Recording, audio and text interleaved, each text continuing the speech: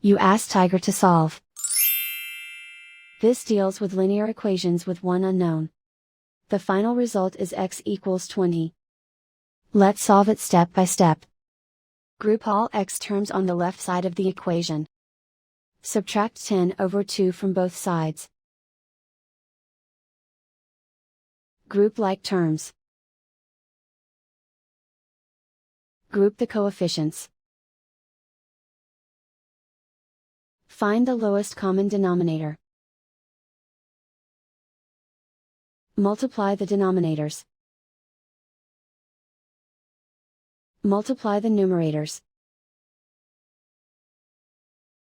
Combine the fractions. Combine the numerators. Group like terms. Combine the fractions. Combine the numerators. Reduce the zero numerator. Simplify the arithmetic. Group all constants on the right side of the equation. Add 3 to both sides. Simplify the arithmetic.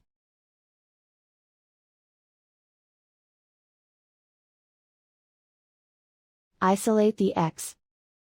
Multiply both sides by inverse fraction 4 over 1. Group like terms. Multiply the coefficients. Simplify the fraction. Simplify the arithmetic. And so the final result is x equals 20.